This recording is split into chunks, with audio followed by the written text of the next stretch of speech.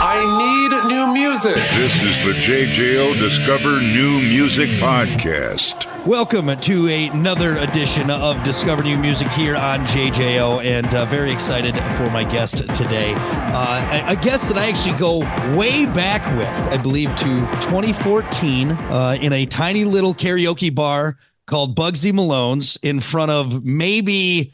What do we have? Maybe like 12 people there, including myself at that. Johnny, do you remember that all those years ago? Vaguely. I have little blurry snapshots in my mind, but I do remember there not being a lot of people. Yeah. And now here we all are with the latest album, Carnal, From Nothing More.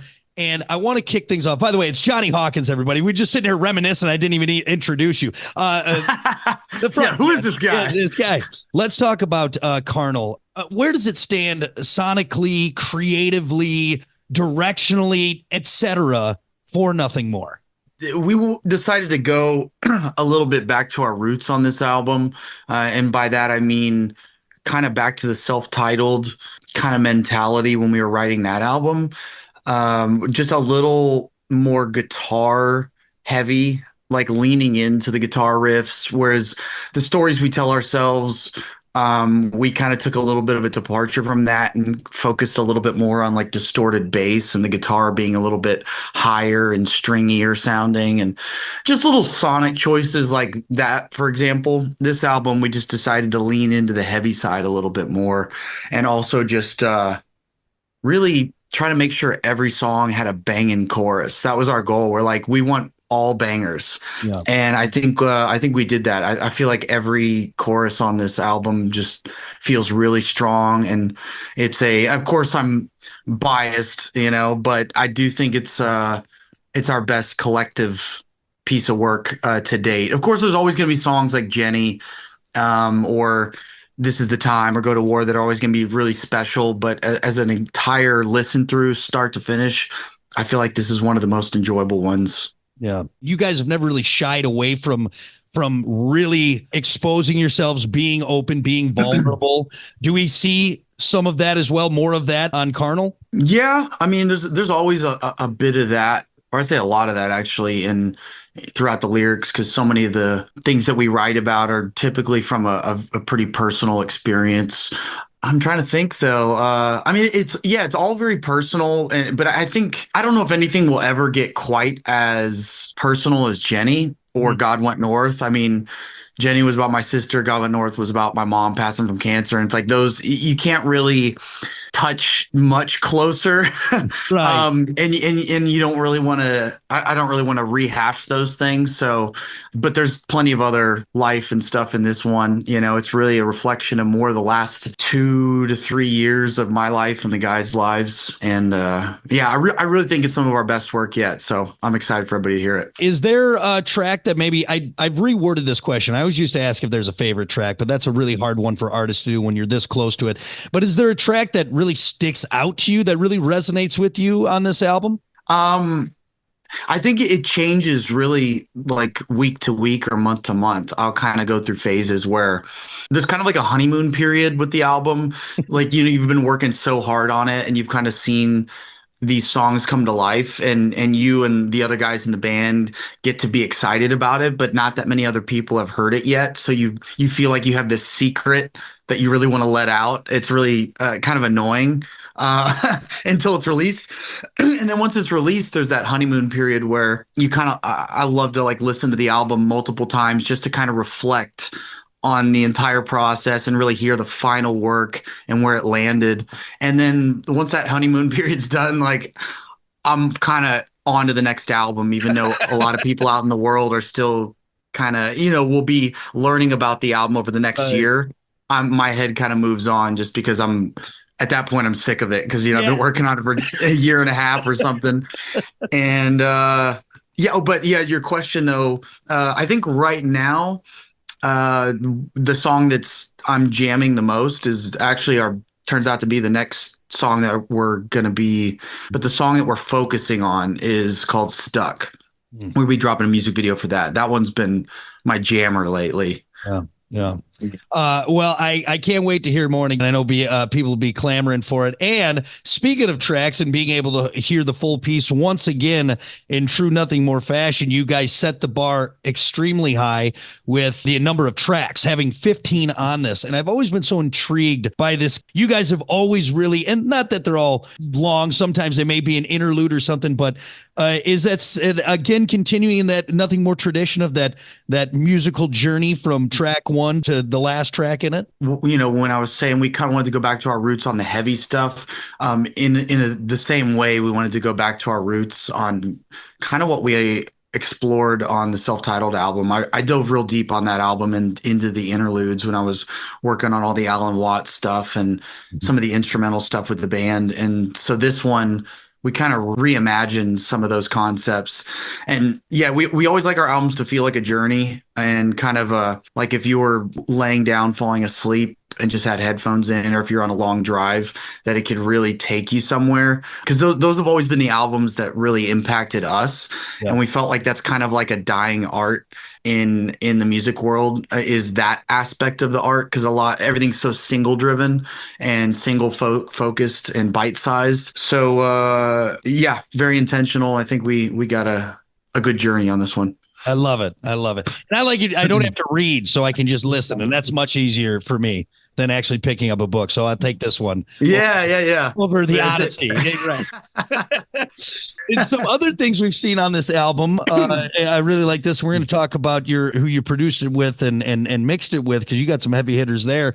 But people will have a nice little treat, because on House of Sand, you feature Eric from I Prevail. That's got to be exciting to bring in that dynamic. Talk about bringing him in and adding that dynamic to the record. Yeah, we first hung out with Eric when we were in Switzerland. We were playing a show with Disturbed and I Prevail, and we had just an amazing show and an amazing after show, because we had like a really cool green room set up there, and none of us had to leave really soon after, because that's usually the case on the road. You want to hang with these bands that you've listened to or you admire, and there's like a mutual respect, but you don't have the time. This time we actually got the time, and we had a great time with Disturbed and I Prevail.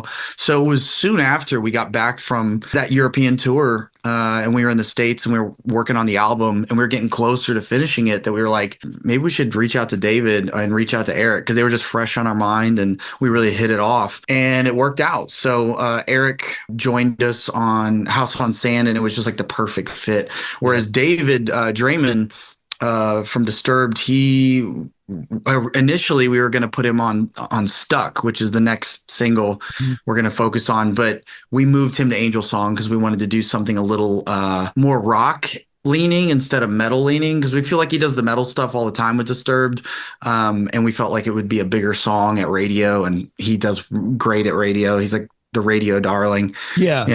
Rock radio darling. I missed that I mean, it's amazing you have Eric, but also having David Draymond on there too. I mean, prolific, obviously with his lineage in there. That's great pedigree there in the rock world.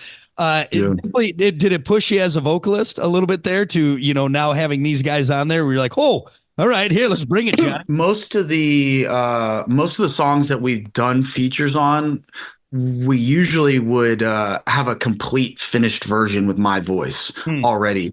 So in case the feature didn't work out, or, because a lot of times we've reached out to other artists that we're friends with or whatever, and they're interested, but sometimes the timing doesn't work out, or they're on the road and they can't get into the studio because they need to have their voice for performing.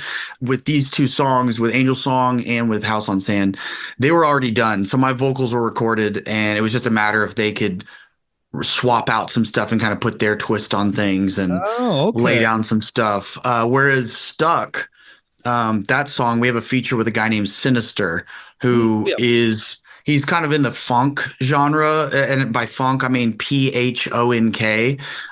It's not funk, but funk. It's it basically, I don't know, it's this real hard style kind of electronic music, and we thought he'd be an interesting collab. And in his case, we actually didn't have a second verse or a bridge really. So we did deliver it, and it was kind of wide open. And at that time, we were so busy finishing up the other songs. I was like, let's just see what he does, because I don't really have time right now to. And so in that case, it was different. But yeah, it is difficult at first when I hear someone else's voice on it, because there's like this attachment at first to certain things that I had sung. And then after a week or so, then I kind of like loosen up, and then I'm like, oh, this sounds so much cooler with them. And I'm like stoked about it. But there's like a little bit of at first, I'm hanging on a little bit too much, maybe. David can't sing this as well as I can. Silly. No, definitely not like that. Not like that. I mean, they sing the parts better, but it at times there's like it's just different than what you're used to hearing, because you've been working on it a year and a half, and you're like, Oh, I love it. Well, it's so cool you're bringing in these elements and just expanding that Ari's intricate Nothing More sound, which I've just fell in love with from the first time I heard you guys, and it's just this wall of sound that you get, and especially in the live shows, which I tell everyone, if they've never seen Nothing More live, I mean, you go see them, you're going to be hooked for live. I don't know how you guys do it. The energy and just the showmanship on there is just amazing. But it's really cool. You guys are, of course, you guys bringing in these different elements, different singers to really just help make that wall of sound from Nothing More even bigger. Listen, rate, share, subscribe. Discover new music now at WJJO.com, in the JJO app, or wherever you get your podcasts. Rock has a new interview every Thursday evening between 6 and 7. 94.1 JJO. I need new music. This is the JJO Discover New Music Podcast. You had Drew Falk help record and produce this, and then you had Zach Cervini, and these guys have worked with bands like Disturbed, Limp Bizkit, Bring the Horizon, Machine Gun Kelly. I always like that because you guys are so involved in the record making process. Not that a lot of bands aren't, but you guys really put the blood, sweat, and tears in there. Bringing these guys in, how did they help really shape the sound of this album and what you guys were looking for? They shaped it tremendously. The first song that we had worked on was actually, I flew out to LA and it was my first time working with Drew or Zach. And it was the first time also working without the band. Like, I just flew out and it was Zach and Drew in a room with me, and it was kind of like a trial run. I was just kind of like, what's going to happen here? And we just immediately like sparked and went into creation mode. And a few hours later, we pretty much had If It Doesn't Hurt written and like most of the vocals recorded. It was like that quick. Yeah. And I was like, holy shit, this is like, I hate the word fire, but I'm going to say it. It was fire. Like, I know it's kind of a cringy new slang, but it just was. It was just things just lit up really fast, and then I was like, okay, we gotta keep this train rolling. So then the guys came out to LA and put their musical spin on kind of what we had worked on with that song, and then we started working on the rest of the album together. With Drew, most of it, and then Zach would just kind of mix a few of the tracks. Like, he did most of our singles, and then Drew did pretty much the rest of the album. Again, I'm so excited to have this from you guys. And again, Carnal, and go check out Nothing More. They'll be out on the road doing their thing and putting on one of the greatest live shows you will ever see.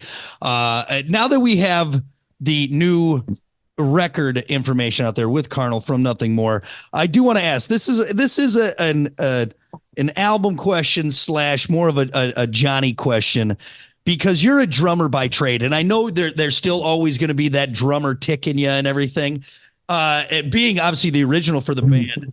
And now here we are, really, because you and Mark formed this, and then Dan came in 2004. You guys formed this in 2003. You've been leading as frontman since 2008. That's quite some time. Do you ever feel maybe like imposter syndrome?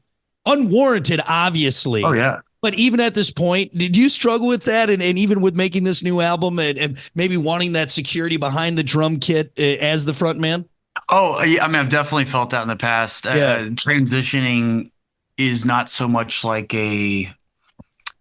it's not so much the actual skill of singing and drumming. It's the psychology. That was the biggest thing to transition that I think lagged behind the skill even. Like, so even just a few years ago, I think my skills as a singer had almost fully developed. I'm still trying to strive to get better every year, of course, but they had developed, and I really felt like, okay, skill wise, I'm a singer now. Finally. But mentally, I still got, like you said, had that imposter syndrome.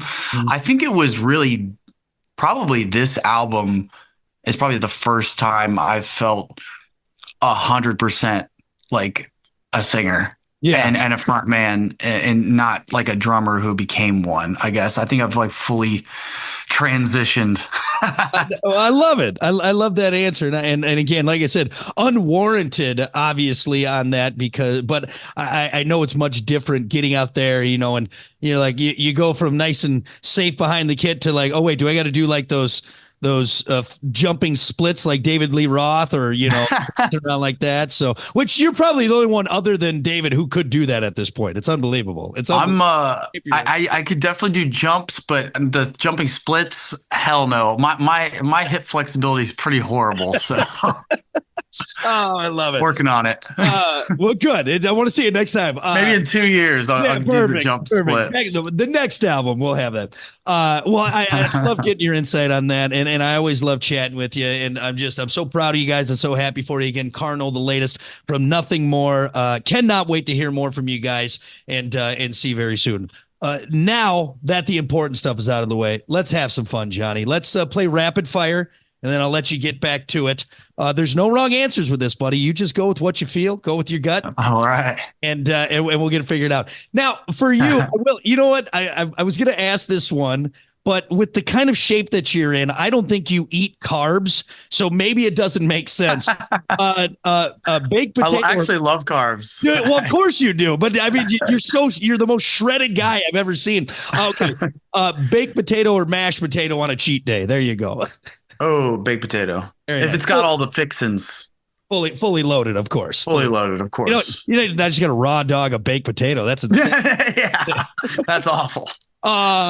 Everybody Wang Chung or everybody was Kung Fu Fighting? I'm gonna go with everybody's Kung Fu Fighting because I can sing it. Oh, very nice. That's a hit track on the album. Flintstone Push Pop or Choco Taco?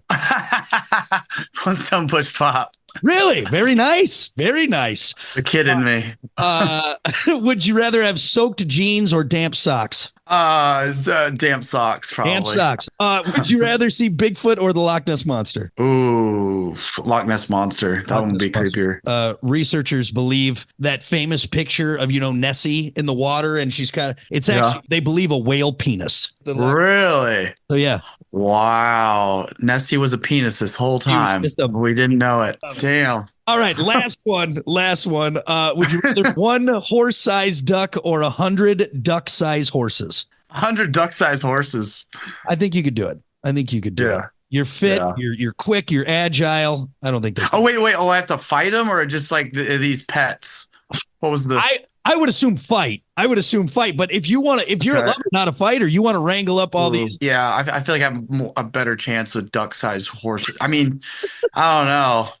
Yeah. What was it? A horse-sized duck? Horse-sized duck. So, yeah. And I'm thinking that's frightening. Yeah. And not like a Clydesdale, nothing crazy, just an average thoroughbred, but still big. Still, that's a big duck with that beak. Unless I don't know what kind of weapon I have in this scenario, but I'm thinking bare hands. So yes. I'm doing the small ones. I'm going stomp mode. All right. Well, I hope that question doesn't keep you up at night now that I've asked it. It will.